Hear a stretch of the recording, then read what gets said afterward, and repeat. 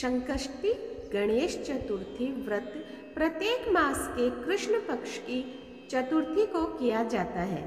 ज्येष्ठ मास के कृष्ण पक्ष की चतुर्थी को किया जाने वाला व्रत ज्येष्ठ संकष्टी गणेश चतुर्थी व्रत कहलाता है। भविष्य पुराण में कहा गया है कि जब मन संकटों से घिरा महसूस करे तो गणेश चतुर्थी का व्रत करें। इससे कष्ट दूर होते हैं और धर्म, अर्थ, मोक्ष, विद्या, धन व आरोग्य की प्राप्ति होती है। ज्येष्ठ मास गणेश चतुर्थी व्रत कथा। दयादेव नामक ब्राह्मण की कथा है।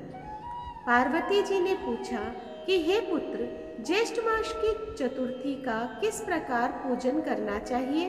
इस महीने के गणेश जी का क्या नाम है? भोजन के रूप में कौन सा पदार्थ ग्रहण करना चाहिए? इसकी विधि का आप संक्षेप में वर्णन कीजिए।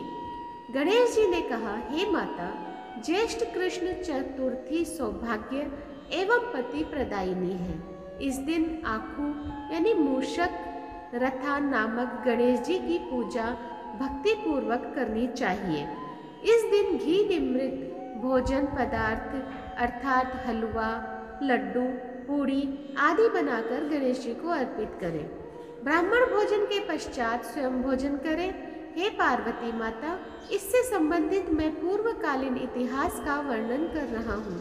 गणेश पूजन और व्रत की विधि जो पुराण में वर्णित है उसे सुनिए। सतयुग में 100 यज्ञ करने वाले एक पृथु नामक राजा हुए। उनके राज्यांतर्गत दयादेव नामक एक ब्राह्मण रहते थे। वेदों में निष्णात उनके 4 पुत्र थे। पिता ने अपने पुत्रों का विवाह गृहसूत्र के वैदिक विधान से कर दिया।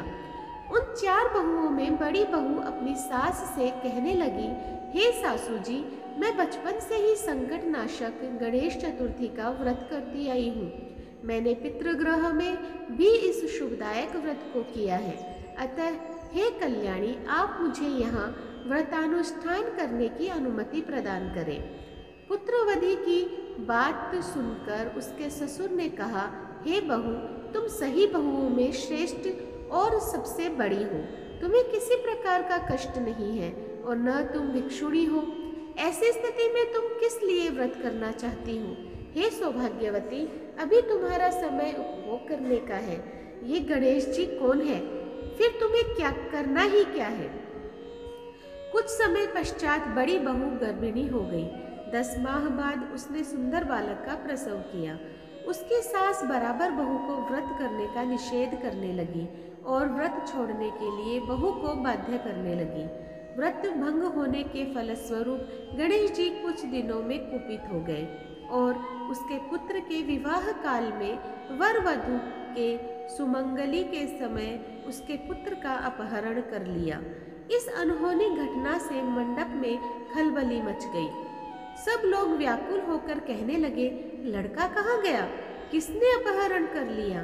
बारातियों द्वारा ऐसा समाचार पाकर उसकी माता अपने ससुर दयादेव से रो रो कर कहने लगी, हे ससुर जी, आपने मेरे गणेश चतुर्थी व्रत को छुड़वा दिया है, जिसके परिणाम स्वरूप ही मेरा पुत्र गायब हो गया है। अपने पुत्र वधू के मुख से ऐसी बात सुनकर ब्राह्मण दयादेव बहुत दुखी हुए। साथ ही पुत्र वधू भी दुखी हुई। पति के लिए दुखित पुत्र वधू प्रति मास संकट नाशक गणेश चतुर्थी का व्रत करने लगी। एक समय की बात है कि एक वेदज्ञ और दुर्बल ब्राह्मण भिक्षाटन के लिए इस मधुर भाषिणी के घर आया। ब्राह्मण ने कहा कि हे बेटी, मुझे भिक्षा स्वरूप इतना भोजन दो कि मेरी क्षुधा शांत हो जाए।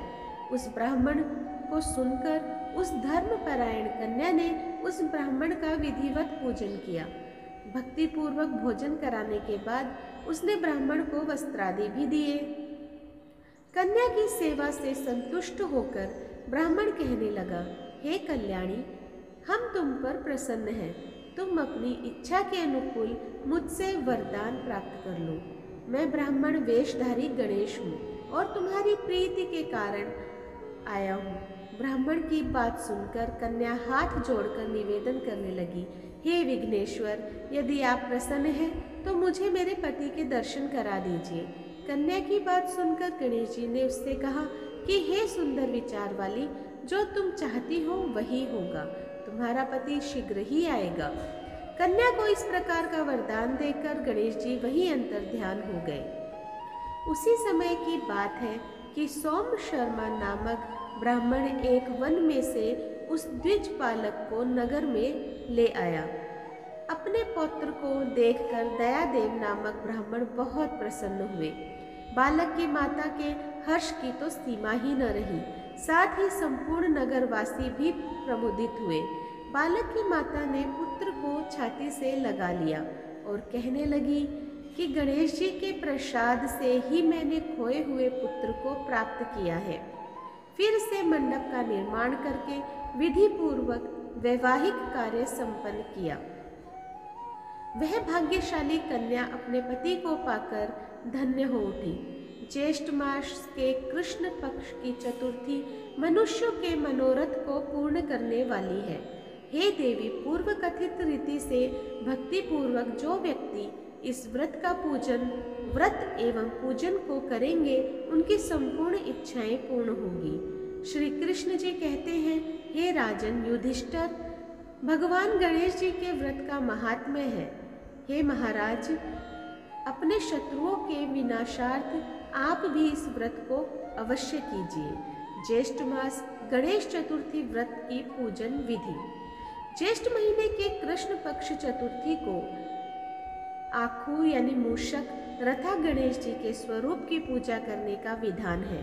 प्रातः काल उठकर स्नान कर गणेश जी के सामने दोनों हाथ जोड़कर मन ही मन इस व्रत का संकल्प कर इस प्रकार कहें, हे एक दंत मूषक रथा गणेश जी, मैं चतुर्थी व्रत को करने का संकल्प करता या करती हूँ। आज मैं पूरे दिन निराहार रहकर आपके स्वरूप का ध्यान करूँगा या करूँगी एवं शाम को आपका पूजन कर चंद्रोदय के बाद चंद्रमा को अर्घ्य देने के पश्चात ही भोजन ग्रहण करूँगा या करूँगी। संकल्प के बाद पूरे दिन गणेश जी के भजन और ध्यान में लगे रहें। शाम को स्नान कर स्वच्छ वस्त्र धारण कर विधि पूर्वक धूप, दीप, अक्षत, चंदन, सिंदूर नैवेद्य से गणेश जी का पूजन करें। नैवेद्य के रूप में घी में बने हलवा, लड्डू, पूड़ी इत्यादि का भोग लगाए। पूजन के बाद चंद्रमा निकलने पर पूजन कर अर्घ्य अर्पित करें। ज्येष्ठ कृष्ण पक्ष चतुर्थी व्रत कथा सुने अथवा सुनाए। ब्राह्मणों को अपने सामर्थ्य अनुसार दान दें। उसके बाद प्रसाद को सभी में बांटकर स्वयं भी ग्रहण करें। इस व्रत के करने से सौभाग्य एवं पति की प्राप्ति होती है। इस व्रत के प्रभाव से शत्रुओं का विनाश होता है और सभी प्रकार के मनोरथ सिद्ध होते हैं। तो दोस्तों, आज मैंने आप लोगों के सामने ज्येष्ठ मास के गणेश चतुर्थी की कथा और व्रत विधि, पूजन विधि और कथा आप लोगों के सामने प्रस्तुत की है। आप लोगों को कैसी लगे प्लीज़ मुझे कमेंट बॉक्स में ज़रूर बताइएगा।